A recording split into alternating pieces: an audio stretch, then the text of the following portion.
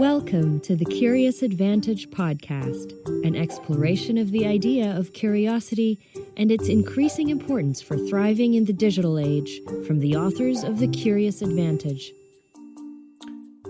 Hello, and welcome to this episode of the Curious Advantage podcast. This series is about how individuals and organizations use the power of curiosity to drive success in their lives and businesses, especially in the context of our new digital reality. It brings to life the latest understanding from neuroscience, anthropology, history, business, and behaviourism about curiosity, and makes these useful for everyone.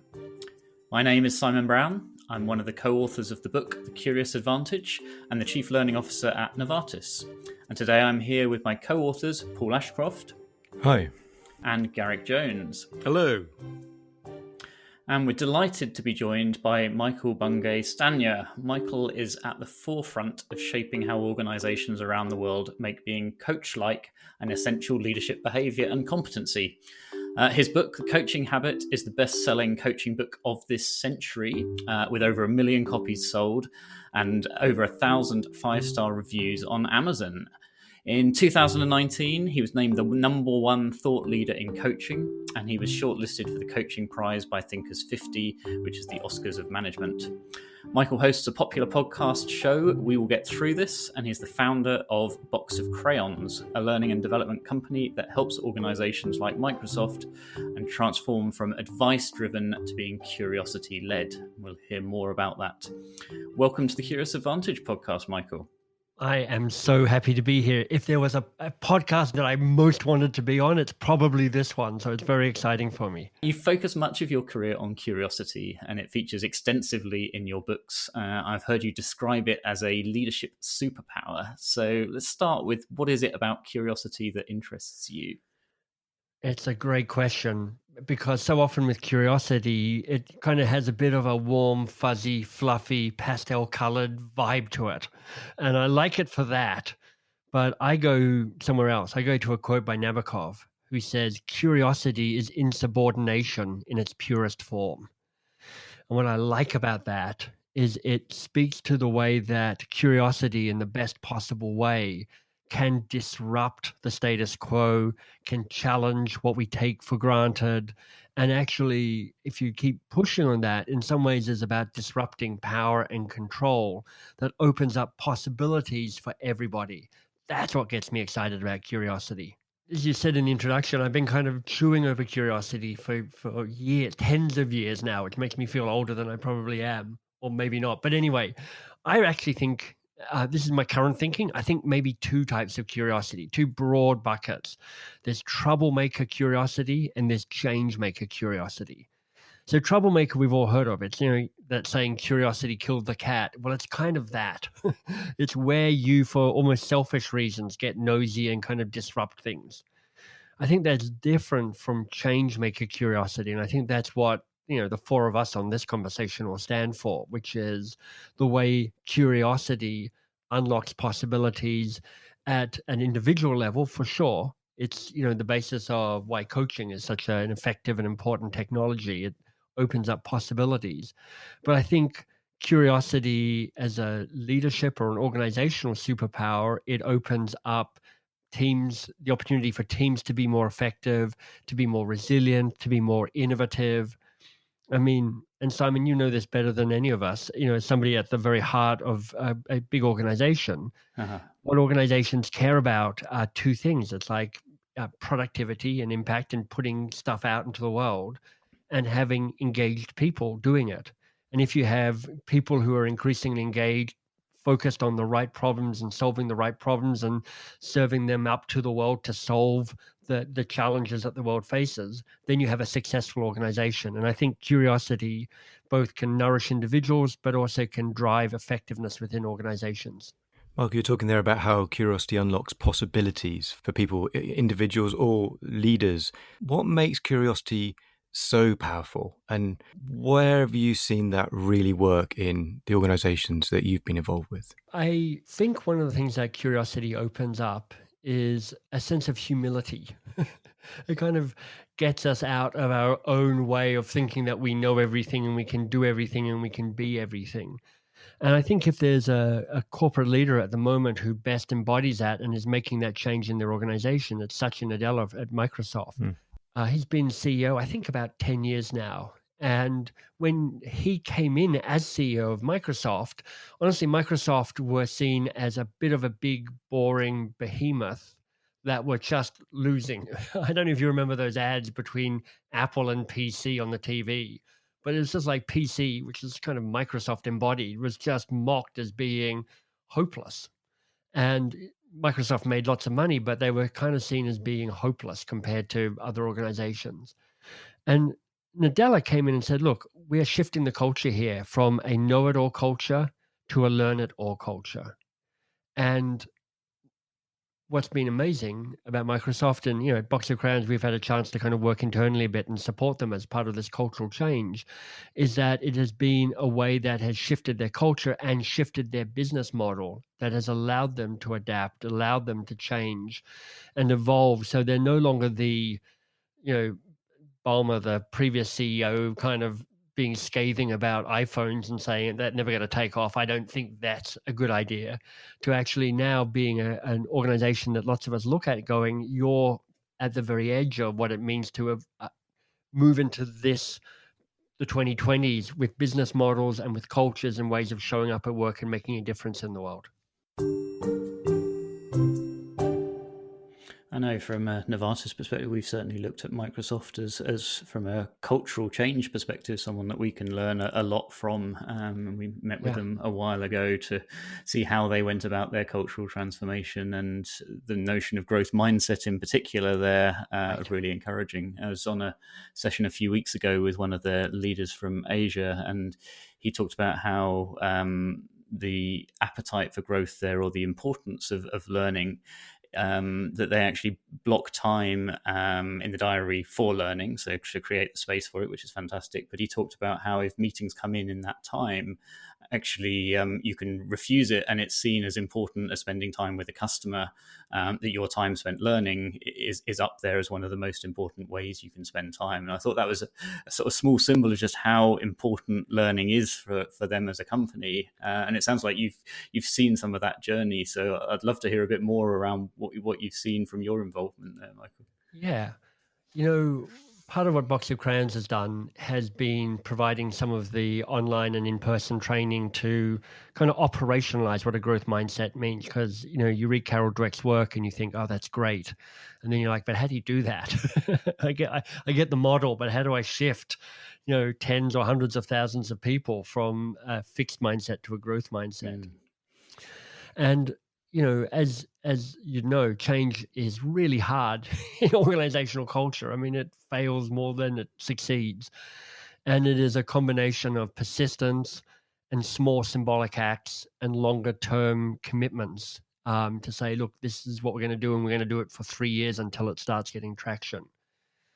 One of the most powerful moments for me was I was down in Las Vegas, and Microsoft were having their annual sales meeting. And it's a big, big deal. Like, there's thousands of people in the room. There are thousands of people beaming in from around the world. And it's that annual refocusing and resetting of sales targets for the organization. So it really matters.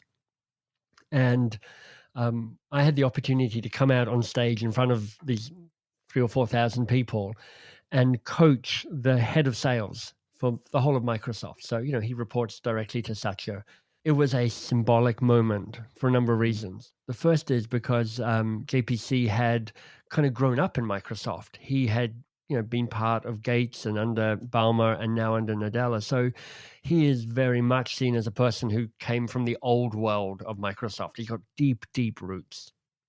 But what was really impressive was him being willing to have that humility and that vulnerability and that courage to be coached in front of 4,000 people. And we hadn't prepared the coaching session. It was literally me getting in there and asking him some hard questions, and him being willing to be seen to struggle and kind of be uncomfortable and push deeper into his own learning. And honestly, this still stands as a highlight, I think, of my kind of professional career, because it was this culmination of 20 years of work really to get to that point. And to see this man willing to role model what it means to not be a know-it-all, but to be committed to learn it all and to open up and be vulnerable was just essential to having, those 4,000 people go, look, if JPC is up for this, then I can do the learning. I can commit to shifting and changing my own behavior, which of course, it's thousands of people shifting their own behavior, which is what shifts a corporate behavior, a culture. Absolutely seen that. So we have our unboss principle as well. And I think back to a year ago, I saw a similar piece with our CEO going through on stage with some of our leaders, a similarly very personal journey like that. And I think it's hugely powerful to change the culture around the organization when you have leaders who are prepared to be vulnerable and authentic in front of others. And a hugely powerful symbol. I've seen your CEO speak a number of times, and he is a wonderful embodiment of so much of what you stand for at Novartis. There are two things that have really grabbed me about what you're talking about, Michael. One is we're talking about culture change, which is, how do you bring about a new culture of curiosity, and why do you want to do that? And whenever we do any culture change of any sort, we're asking people to fundamentally change the way of doing things, or fundamentally change some of their beliefs, or some of the things that they've learned most of their lives. So it's always tense, right? Any form of culture change, and the question is always, why should I do it? But the other thing you really, which struck me, was you talked briefly about hard questions. So I'd like to ask you two things. Like, firstly, tell us more about what it takes to shift these cultures, especially around if you want to put curiosity into your organization, which we think is hugely important in the digital age. And secondly, hard questions. What's that about? I mean, if I had a really fast, easy answer for how you can, for sure, shift a corporate culture, I'd be a wealthy man because it is difficult and it's complex, because you're dealing with a complex system. And complex systems, by their very nature, don't respond to somebody pulling a lever and the right result popping out. And organizations, their organizing principle is homeostasis, which is we like to stay the way we are. So when you push into it, it pushes back. So there is no easy playbook to do culture change. It is a series of ongoing experiments where you try something out. The system shifts around you. You go, oh, that's interesting. Where do we go to from here? But there are definitely some necessities that are always required. And part of it's around having a leadership that's engaged and can role model and be the change that they're wanting the organization to see. We've all seen organizations where the senior leadership goes, no, we think change is good. You should all do that. we are not going to do that, but everybody else should definitely do this culture change thing. And I do think that to create culture change, it is skepticism of plans that feel too neat and too easy, a degree of resilience and a willingness to keep your plans and your ideas evolving as the culture evolves, and a willingness to work in small experiments whilst holding a bigger plan as to this is the outcome that we're going to. Part of what Microsoft's brilliance is in the way they articulate their problem is from a know-it-all culture to a learn-it-all culture. Growth mindset is the key. So we've got a destination and we've got a core principle. Very simple. And now we're going to do 1,000 little experiments to figure out how we sustain the journey on that. And how would hard questions fit into that? You can answer that at two levels. One is you answer it at what if you're trying to shift the culture around to a curious-based culture, a curiously led culture, which I know, the four of us all violently agree upon the importance of. And part of our approach to making curiosity feel accessible, and with that kind of tied up to that is often coaching, because that's often the embodiment of curiosity, which is we want you to be more coach-like as a contributor, as a manager, and as a leader. It's to really unweird coaching, because coaching and curiosity as well just comes with a whole lot of baggage. And you have some people like the four of us and others kind of in maybe OD and HR and learning and development who are all in. We're like, oh no, this is amazing. This is a superpower. And then you've got a bunch of other people going, look, I'm an engineer, or I'm a scientist, or I'm a marketer, or I'm a salesperson. That's what I do. I don't want any of this curiosity stuff to get in the way of me trying to do my job. So you have to do a number of different things. You have to make curiosity and coaching in the service of individual growth and organizational success. But at Box of Crayons, we see the organizational outcomes for an organization that's committed to being curiosity-led is empowered innovation and amplified resilience. So you're more able to navigate the slings and arrows of our difficult world, and you're more able to keep inventing the stuff that makes blue ocean strategy and makes you different from the people around you. If we just said be curious for the sake of curiosity, nobody's going to buy that. Nobody's going to support that. That's right. Then at an individual level, you're like, okay, so what questions are good? When I was writing The Coaching Habit 4 or 5 years ago, I'd spent 20 years collecting good questions. So I had hundreds. My original idea was to write a book with like my favorite 181 questions in it. And I wrote that book, and it was a terrible book. It was boring. It was tedious. It was repetitive. It was confusing. It was unusable. So in The Coaching Habit, what I did, and it took me quite a while to get there, was to find what I thought were the 7 essential questions that if you're a manager, a leader, an individual contributor, a CEO, you could build those into the way that you worked, and it would cover you for most of the situations most of the time. So, if you pick one, this is a simple question, but I think I would call it perhaps the most essential coaching question. It's the second one in the book, and it's AWE, the or question, and what else? And here's why it's so powerful. The first answer somebody gives you is never their only answer, and it's rarely their best answer. But we're also triggered to want to get on with things. That, as soon as you ask a question and somebody gives you an answer, you're like, that's brilliant. Let's solve it. Let's do it. Let's move on it.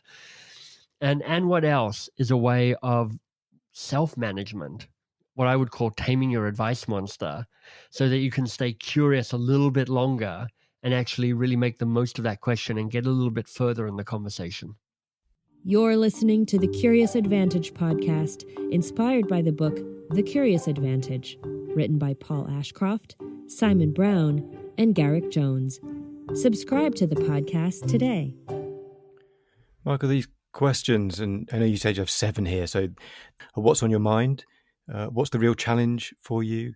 What do you want? Is it, if you're saying yes to this, what are you saying no to, is one I really love, because we're often just asked to do more and more and more. So I guess that about just saying no to things as well. And what was most useful for you?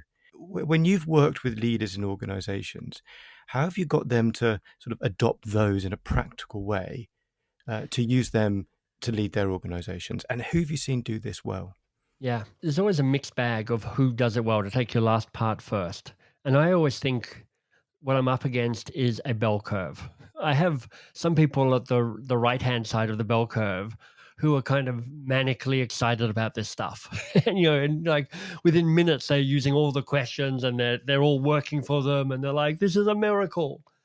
On the other end of the bell curve, you got the cynics who are like, look, there's nothing you can say ever that's going to make me ask any of these questions. I'm kind of opposed to this whole idea of curiosity. I'm just going to tell people what to do. I'm not that interested in the world. I'm not that interested in people. And you may have seen the same research that says kind of non-curious people are the ones who are non-curious, which I know sounds kind of tautological almost, but it's like if you're not curious, it's hard to get the wheel of curiosity spinning. Yeah. The people I care about are the people in the middle of the bell curve, the ones who go, you know what, I can see that these questions might actually be helpful, but man, I'm so busy and I've gone through so much bad training before, and I don't know, is it worth it? And I'm trying to tip that 40% in the middle of the bell curve and tip them right rather than left, because cultural change is a game of numbers. And if I can tip the maybes towards curiosity, then I've got a chance of helping that organization evolve and grow. So in terms of how do you make people do it, well, you've got to unweird coaching. You've got to make this unweird for them. So you have to ask yourself, well, what gets in the way of people asking questions? Because in theory, staying curious a little bit longer, that doesn't sound too hard, but it is hard for lots of people. It is hard. And there's a number of different points of resistance, and I'll rattle through them really fast. first thing people always say to me is, look, I don't have time for this. I'm really busy. And, if you're asking me to coach or be more coach-like, I've seen what coaching is. It's like a 30-minute or an hour-long conversation once a week. There's no way I can do that with a team or individuals. And I'm like, you're right. If you can't coach in 10 minutes or less, you do not have time to coach. And then they go, Michael, amazing. Coaching in 10 minutes or less, I would love to learn that. But even if I did, I still don't have time to coach because I can't add coaching to obligations that I already have because I am already overcommitted. I've got emails unanswered. I've got meetings that I flake out on. I'm taking work home. I'm already working all the time. I can't add coaching to what I'm currently doing. And I would say, exactly, you can't. You've got to think of this as transformative. You're transforming what you currently do, not trying to pour water into a full glass. You're trying to turn that glass of water into something else, maybe a good whiskey or something. Then people go, all right, but Michael, I don't want to be a coach because I've met coaches and they're all slightly nuts. Whether it's like a executive coach or a life coach or a sports coach, I've met the outliers of those people and I just don't want to be that. Like I said before, I'm a normal person trying to do a normal job. And what we say at Box of Crayons is like, exactly. We don't want you to be a coach. We want you to be you in your role, being more coach-like. We want you to see coaching not as a profession, but as a leadership behavior. The fourth resistance is people going, all right, confession.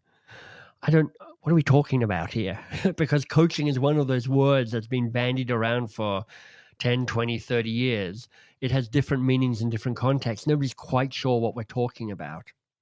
And we have a very behaviorally based definition. We say this: can you stay curious a little bit longer? Can you rush to action and advice giving a little bit more slowly? So the fourth reason people resist this is they go, okay, you're making coaching feel unweird, and I like that. But here's the thing, I don't even know what we're talking about. What do you mean by coaching? Because it's just one of those words that's been around forever, has different meanings in different contexts. Nobody's quite sure what we're talking about. So we have a very behaviorally based definition. It's this: can you stay curious a little bit longer? Can you rush to action and advice giving a little bit more slowly? The fifth and final point of resistance is people going, okay, so you make coaching and being curious sound okay. It's not going to take a whole lot more time. It's not going to change me into something I don't want to be. I know what you're talking about. It's just staying curious a bit longer. But what's in it for me? Look, I get how this is going to help Novartis or whatever organization it might be. I get how it's going to allow my team to be more competent and more confident and more self-sufficient and more autonomous. But it's an effort to change my behavior. Why would I bother doing this? And I would say, look, here's what happens when your team is all of that and your organization is seeing what's happening. There's a good chance that you get to work a little less hard, but have more impact in the work that you do. And if that at least sounds interesting to you, to work less hard, but have more impact in the work that you're doing, then getting curious about curiosity might be a useful thing for you to do. Very actionable, and I personally can see there's some things there that I should be applying as well in my own behaviours. So we've all got something to learn. I'd like to come back to something you said earlier, Michael. So you talked about the value of curiosity for organizational success and how it empowers innovation and organizational resilience. And this may be a bit of a leading question, I guess, but why do you think this, or curiosity is sort of becoming more talked about now, and why maybe now it's more important than ever? My theory, Simon, is there are just lots of us bumping up against the limits of our own capacity and the limits of our own knowledge. I mean, it's an interesting question to ask. What's your definition of curiosity? And I realize I don't actually have a great definition. I suspect it's a bit like the definition of coaching. There's 1,000 definitions, none of which are quite satisfactory. I often think that it's marked by a humility, a willingness to say, I might not know all the answers. I might not know all the answers about myself. I might not know all the answers about that other person across the table from me or through the Zoom screen from me. I might not know all the answers to how to solve this team challenge or this business unit challenge or this organizational challenge. And it's that willingness to be grounded in humility that allows curiosity to happen. I think that as our world only gets more complex, we realize that behavior that keeps trying to lock things down and control them just has a limitation. I remember reading the Harvard Business Review article, what is it, a year ago or a year and a half ago about curiosity, talking about why leaders resist it. And they're like, well, it increases the chance of risk and inefficiency, even though they often, there's a great gap. Leaders, if you're a senior leader, you probably think that curiosity happens in your organization. If you're in the organization, you probably think it doesn't happen. That's what the research points to. Leaders resist curiosity because they're like, I'm afraid of losing control. I'm afraid of there's an increase of risk and there's an increase in inefficiency. And here's what's ironic. I think they're right. I think that's what curiosity does. But I also think that it's by allowing more risk in and allowing appropriate inefficiency in that allows organizations to change and evolve and grow and adapt. A curious culture is a game changer. What does curiosity mean for you? Follow #CuriousAdvantage and join the conversation. You're speaking my language, Michael. I really get excited about this because I think the definition of risk is changing, because Right. what the digital world is doing for organizations is it's changing the way that we have worked in history. And we talk about this in the book, from command and control, where everything is homeostasis, as you say, and you want repeatability. And the thing about risk in that situation is you're driving out anything that diverges from that.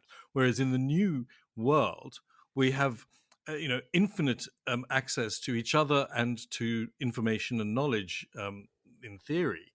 And that's destabilizing to those old style organizations. Mm-hmm. And risk in this situation becomes not having enough information that allows you to shift and to move and to mutate and evolve quickly enough to meet the shifting and changing world that's happening around you with your clients and your sponsors and your anybody involved in your organization, and outside and in the market. It's all changing now in a way, and we have to respond to that.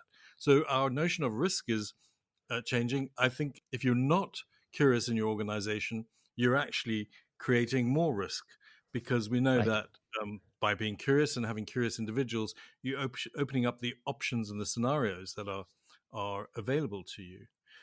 Your books have sold over 1 million copies. I know, it's amazing, isn't it? It's wonderful books there. And you talk about 3 advice monsters. Can you tell us a little bit about your advice monsters?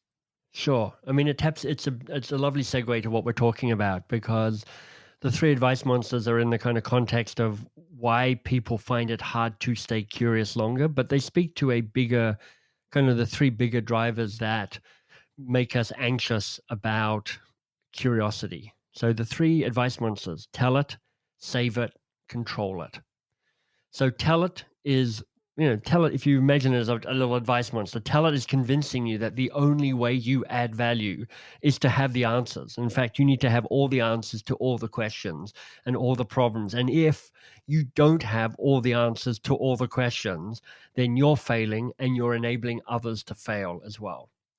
Now, of course, as soon as I say it in that kind of slightly melodramatic way, you realize how impossible that is, because you just can't have all the answers. And honestly, if you think you've got all the answers, you're just deluded.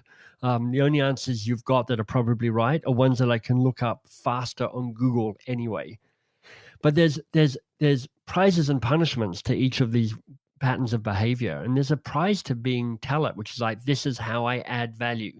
This is how I stamp my authority. This is how I prove that I have, I still got it. Even though I'm getting older, I still got it. But with tell it, there's the punishment of you becoming the bottleneck. Secondly, you trying to solve the wrong problem because you've been seduced into thinking that the first challenge is the real challenge. It almost never is. Thirdly, your answers aren't that great. And fourthly, just how exhausting it is to carry the burden of going, I need to know everything. Yeah. You really see this when people move into a managerial role for the first time and they're like, oh, I didn't know what I was doing before I got promoted. Now I've been promoted and I need to know what I'm doing. And you can feel the anxiety that's coming there. So tell it's number one.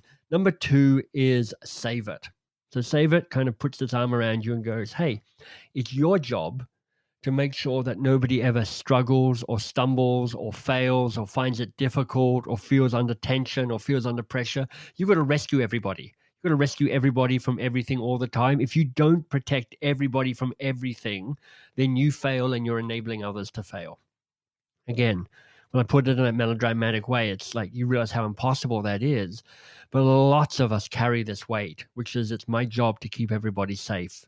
And I've got to keep out uncertainty, and I've got to keep out chaos, and I've got to protect. Now, there's a benefit to that behavior, short-term benefit often. You know, you feel important, you feel like you're the savior, you feel like you're appreciated, you got your fingers in everybody else's pie, so that kind of feels good. But there's a price you pay. You stop people learning, you stop people growing. Rescuers create victims, and you've set yourself an impossible task. So you're exhausted trying to save everybody whilst not actually doing your own work, the work that really matters. And then the third and final of the advice monsters, you got tell it, you got save it. The third one is control it. It's kind of the sneakiest of the three, but it says, hey, your job is to maintain control at all time. Keep your hands on the steering wheel. Don't be letting other people lean in. Don't let the chaos of outside come in. Manage everything from the start through the middle to the finish. Only by staying in control will you stave off failure. Now, benefit, of course, is you feel like you're in control. You have high status. You feel safe. But what you lack, what the punishment is, not only the disempowerment of those around you, which is not an insignificant thing, but you lack or you eliminate the serendipity of the future, the serendipity of curiosity. So each of those three advice monsters, they have short-term wins, but longer-term costs that we're trying to understand, because by understanding the resistance, you're more likely to at least open yourself up to the gift of staying curious. Fascinating. I think we would all agree on that on this call. In our book, we have a whole chapter around the curious leader, and Right. Certainly, I think one of the things that we learned from writing that chapter and doing the research around that essentially, as you say, to some extent, is about letting go. It's about letting go of some of these old models and the need to be in charge, the need to be the traditional boss, need to be the person with all the answers. Instead, perhaps just being the person with the best questions, which is a much more comfortable place to be. Well, it's, for some people, they get that immediately. And there's a way that they immediately go, this is the leader I've been seeking to become all my life. And they embrace that. And Simon, I'm sure you see that in Novartis all the time. You've got some people who, they say that great quote from Alvin Toffler, the future's here, it's just unevenly distributed. They're already your future. They're already doing that. But there's also a lot of people who are like, I don't want to give up control. I don't want to give up status. I don't want to not have the answer and only have the question. And that's where the interesting work often is. Yeah, no, it's a journey that many of us are on in terms of how do we become better leaders and let go of some of these things that hold us back. So I can definitely relate to that. Michael, you seemed a very curious person yourself. Yeah. What are you currently most curious about? I am trying to have a better understanding of complexity and how once you see the world as a complex system, it changes the way how you think about change, and it changes the way you think about power and control. And I'm trying to learn about power. I mean, I think 2020 has disrupted all number of things, amongst other things. How confident are you about being certain around stuff? Because whatever your plan was at the start of 2020, it's not your plan now. But, with things like Black Lives Matter and the like, and I'm a straight, white, overeducated, English-speaking man in Canada, I basically get dealt all the privilege cards. And so I am really interested to ask myself, what does it take to allow power to be shared or given away? How does power work? Because so often power rumbles along below the surface. We don't really talk about it. You look at a Novartis org chart and you go, does this tell me how power works in Novartis? Well, not really. So it's like, how does power work? And I think that's a learning piece for me, in part because it keeps challenging me around what power do I hold that I'm unconscious about. I think if you can crack that one, then that's a many million seller book in there. Exactly. And we've covered some fantastic areas from points of resistance to curiosity as troublemaker or change maker to culture and the complex system and advice monsters. From all of those things, if there's one thing that our listeners should take away, what would that be, or what tips would you have for them to become more curious? Well, I'm definitely not going to give anybody advice on what they should take away from a podcast. It feels like it would be anti-curiosity. But I will ask the question that is the 7th question in the Coaching Habit book, and it's the learning question. And it's a really powerful question to ask at the end of any interaction, whether you're listening to a podcast or you're in conversation with somebody. And it's to ask every listener, well, what was most useful or most valuable here for you? And I'm asking that because I know by asking it, it forces you to make connections in your brain that you might not otherwise make. And I'm making this podcast more of a valuable experience for you. I'm also, because I'm a fellow podcaster, so I know the importance of this. If you're now thinking to yourself, actually, there was something useful or valuable about this conversation, well, then I'd encourage you to go to Apple Podcasts or Stitcher or wherever and write a review for the podcast saying, this episode's particularly awesome. This is what I learned from it. You should listen to it too, because if you're running a podcast, a little bit of love from the listeners is always really appreciated. So take what's most useful or most valuable, share it with yourself, and then share it on a review. I love that, and I think we need to build that into our close on the future shows. Actually, I think that's great, and we always love feedback from our listeners. So, what a great way to close! So, thank you so much for joining us, Michael. My pleasure, Simon, Garrick, and Paul. Thank you so much for having me along today. Thank you. Thank you for listening to the Curious Advantage podcast. The Curious Advantage book is now available to purchase on Amazon. Stay tuned for the next episode and keep exploring curiously. This podcast is produced by Aliki Paolinelis and John McGinty and edited by Jill Damatac-Futter.